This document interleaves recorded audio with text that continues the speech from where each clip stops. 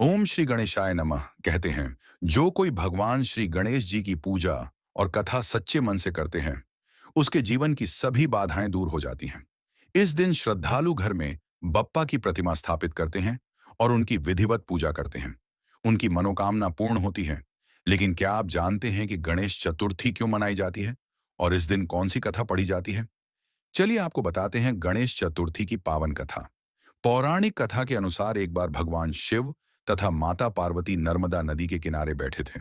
वहां माता पार्वती ने भगवान शिव से समय व्यतीत करने के लिए चौपड़ खेलने को कहा। शिव चौपड़ खेलने के लिए तैयार हो गए, परंतु इस खेल में हार जीत का फैसला कौन करेगा, यह प्रश्न उनके समक्ष उठा।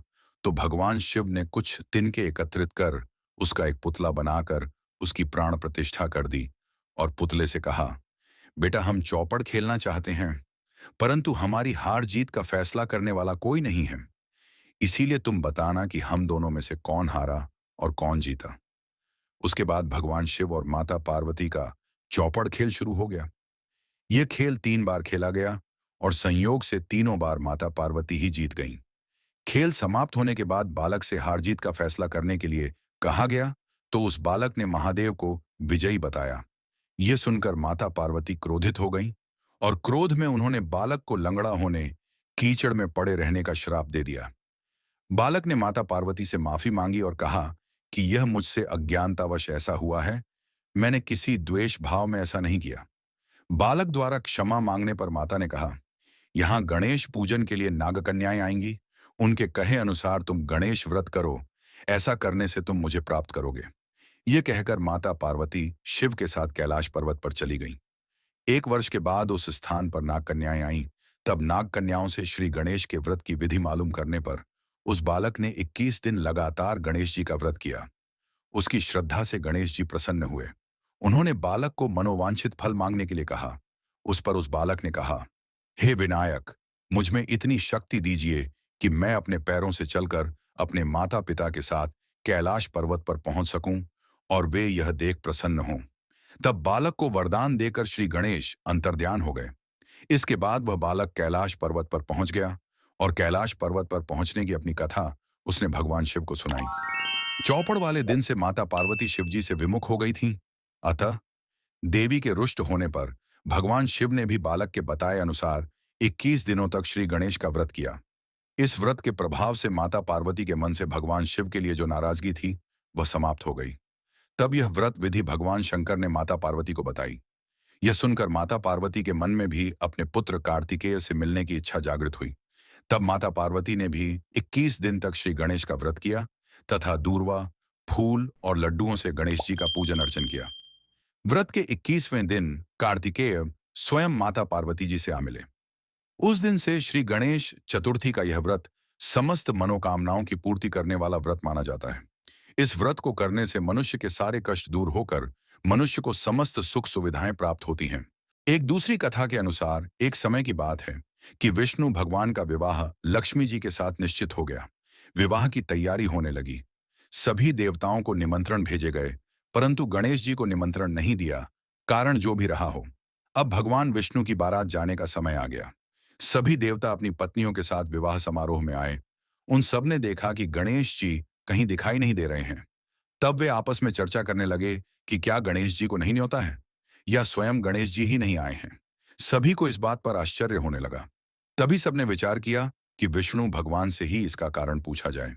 विष्णु भगवान से पूछने पर उन्होंने कहा कि हमने गणेश जी के पिता भोलेनाथ महादेव को न्योता भेजा है। यदि गणेश जी अपने पिता के साथ आना चाहते तो आ जाते, अलग से न्योता देने की कोई आवश्यकता भी नहीं थी।